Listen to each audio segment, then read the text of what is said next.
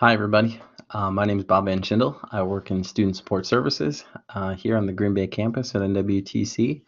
And we are offering a scholarship writing workshops, just giving you everything that you need to kind of cover your bases with the NWTC scholarships. We offer these once a couple times a semester in person. This is the first time we're going to offer a recording for it. So if you can't make the in-person sessions, which are helpful because we can answer some individual questions, at least you'll get some information about how to be successful as you approach the NWTC scholarships. And we strongly encourage you to check these out because it is free money.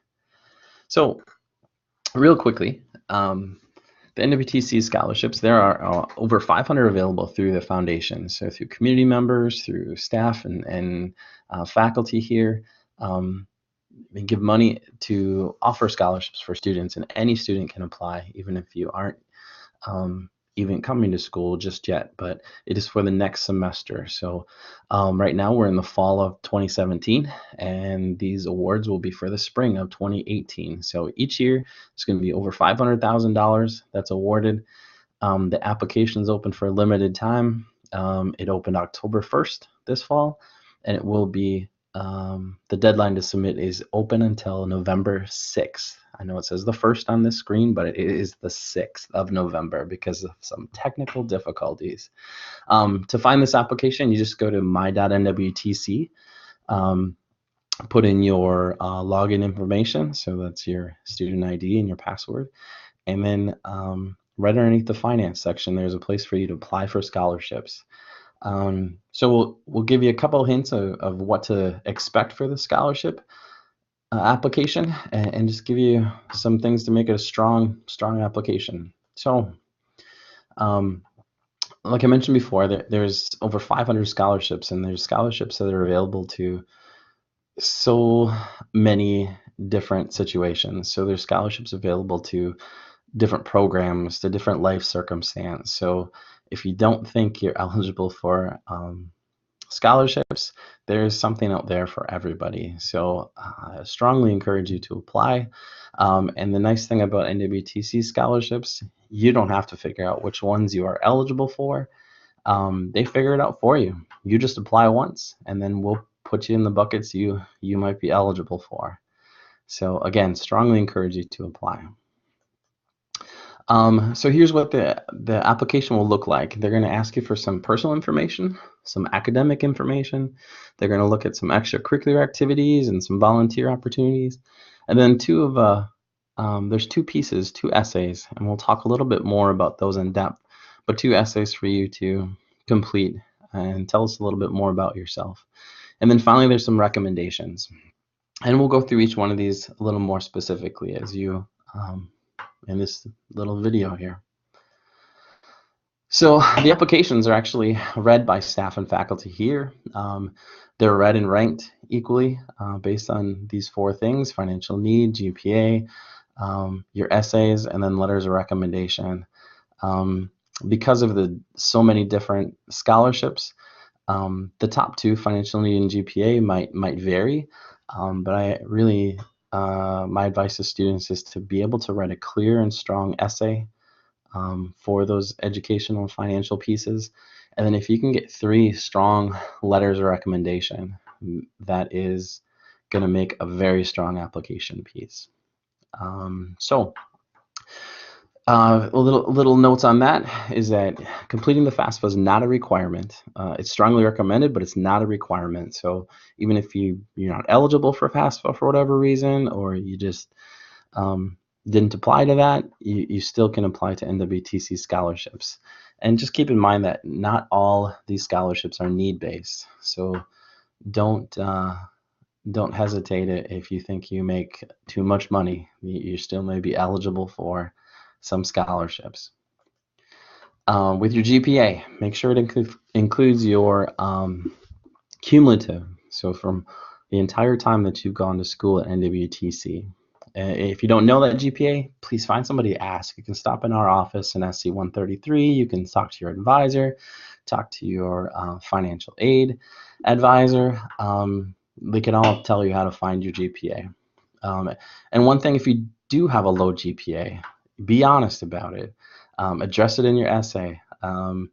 It will be verified, and it just doesn't look good if you think your GPA is one thing and it ends up being another. So just be upfront and be honest and address it in your application. Recommendations. So there's going to ask you for at least one recommendation.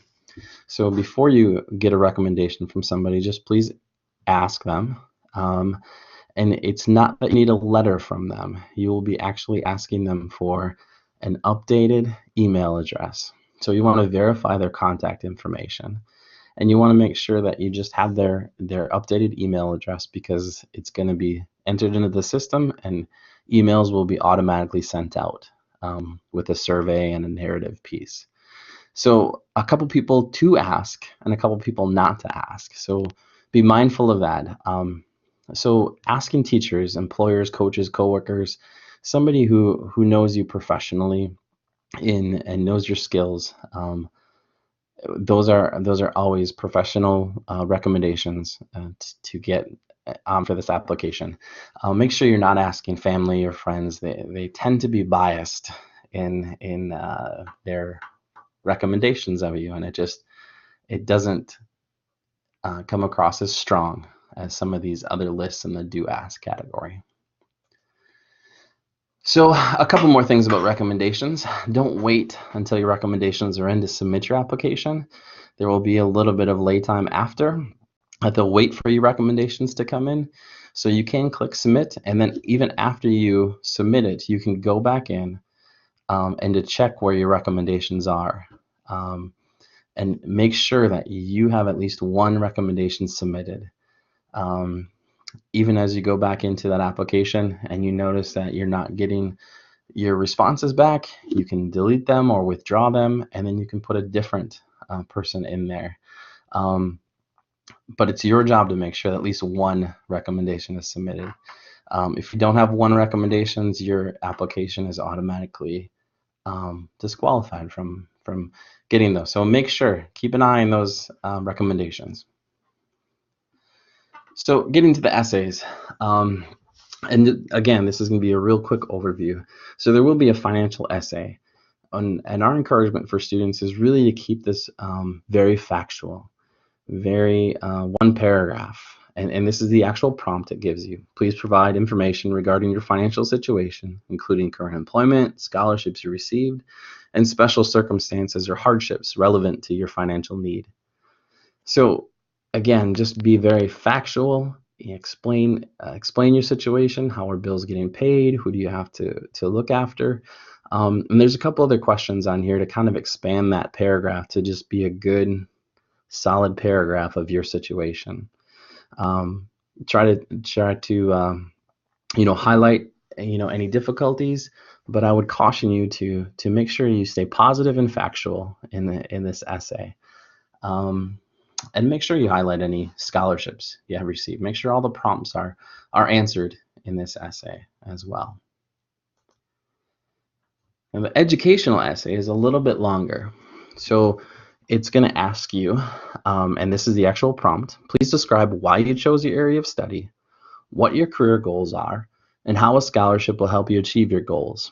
Include any information about yourself that you'd like the selection committee to consider when evaluating why you are a good candidate for scholarships. So this one, we're looking for a little bit longer of an essay, so anywhere from 3 to 5 paragraphs. And if you struggle with writing and piecing these together, we've highlighted a couple, like how you can break this into 3 different paragraphs simply. In the red, why you chose your area of study. That could be paragraph 1. The green, what your career goals are, paragraph 2. And in the black, how a scholarship will help you achieve your goals. And so just trying to keep that simple format. Again, these questions could probably be answered very quickly in a phrase or two, but really try to expand them. And in the coming slides, we'll talk a little bit more about how you can expand those paragraphs into something that's more telling of your character and who you are. So the first paragraph, please describe why you chose your area of study. again, we want to expand that. Think about things. Why are you actually in college? What's motivating you? What value do you place on education? Maybe in your family. What values is on education in your family? Um, what's your path to college been like? What's it like as you've been in college? And then what's motivating you as a student? Really expand that paragraph to be longer than one or two sentences. Make it a paragraph. And further, moving into the second paragraph, describe what your career goals are. Well, that's the second piece of that prompt. But please feel free to expand that. Think about academic goals and your career goals. And in this point, be very specific. Maybe your academic goals are, I want to be a 4.0, that you want to finish every class that you take. Be very specific with those. And even with your career goals, think a little bit deeper. And be specific. Get this picture in your head of where you want to be in 5, 10, 20 years. Again, when I ask you what your career goals are, you can answer that in a phrase, but really just take some time to build that. Help me visualize what it looks like, where you're going to be, and why you are worth the scholarship investment. And that last paragraph, how a scholarship will help you achieve your goals. So that's again pretty straightforward. Of answer it more than one sentence, more than expand it. Tell me more about yourself, and this last little part of include any information that you would like the selection committee to consider when evaluating you. Set yourself apart. As an evaluator, I read a good chunk of these, so I want to know what separates you from the rest of the group. So as I'm reading 20 or 25 different essays, I'm going to remember who you are. So think about that as you're writing. A couple other things to help prompt that paragraph. How's it going to help you finish? Talk a little bit about obstacles in your education. I want to caution you again, don't get into a negative story. If you talk about obstacles, always finish it with a strong positive note. Again, how do you stand out as an individual? And then take some time if there are situations that you want to clarify. Take some time in this essay to clarify it. If you're not in extracurricular activities, why not? Or if your GPA is low, maybe take some time to explain that. But again, always end on a positive note. A couple of writing tips overall for the both essays. I know the financial essay again is going to be factual, one paragraph, and the educational essay will be a little bit more narrative, a little bit more of who you are. But either way, write with conviction and write with clarity.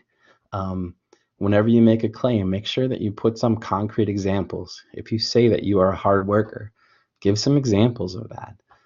Because anybody can just say it. I wanna know who you are as a reader. Also, get to the point. You only have 3 to 5 paragraphs, so and I'm trying to get a feeling for who you are. So avoid like unneeded words. Just get to the point. Jump right in. And lastly, write with confidence. So many times when students are writing, and it's hard to write about yourself, but sometimes we kind of bail from things and say, I think I'm this, or I feel that I'm this, or we want you to, it reads so much better and more confident if you can just say, I am this. Instead of saying, I think I'm a hard worker, or I feel that I'm a good listener. Just say that you are. It just reads a lot more strong. So just a couple different tips for you to get some clarity. And lastly, make sure you have somebody read through it.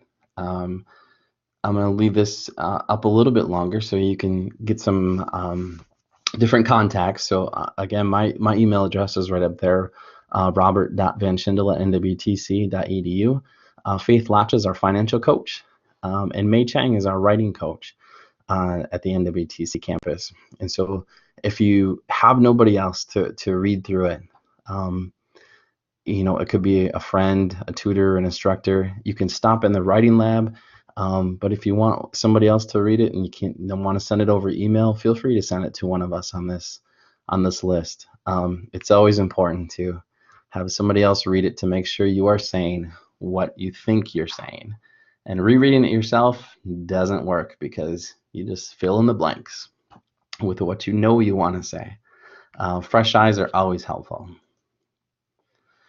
So here's an updated list of the writing lab times that are going on. So every day there's writing lab opportunities. There's instructors in there, and they are very aware that these are going on, and they are willing to help you out, make a good solid paragraph, or 5. So a couple of the last little tips for you. So if you don't apply, you can have a 0% chance of getting a scholarship. So please apply. There's always money left over, and it's great for just our organization to be able to offer these to students to pursue their education. So again, don't wait till the last minute to begin your application. So take your time, write a good essay.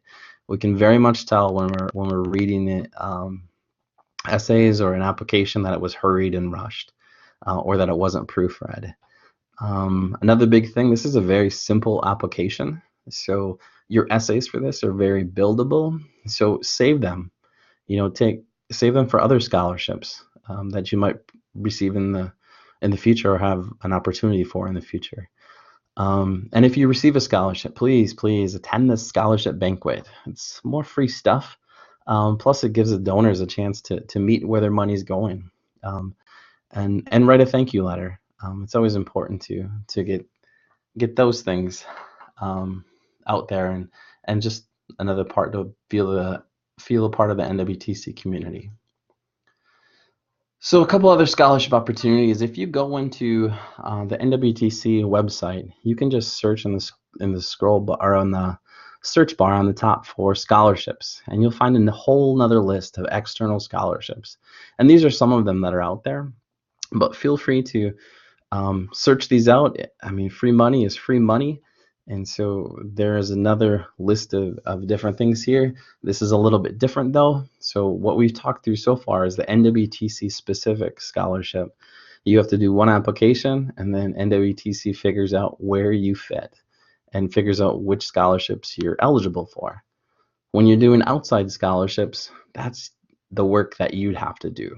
So be mindful of that, but it may be worth it. If you spend a couple hours, maybe even if it's 10 hours, and you spend 10 hours looking through the scholarships, you apply for some, maybe use the essays that you used at the NWTC scholarship, and you get $1,000, you just made yourself $100 an hour, which that's a pretty good part-time job.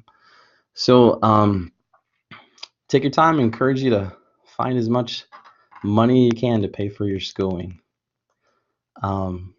This point in the workshop, we'd always give some time to questions, but if you have any questions, feel free to reach out to our student support office. Again, we are in SC 133 in the Green Bay campus.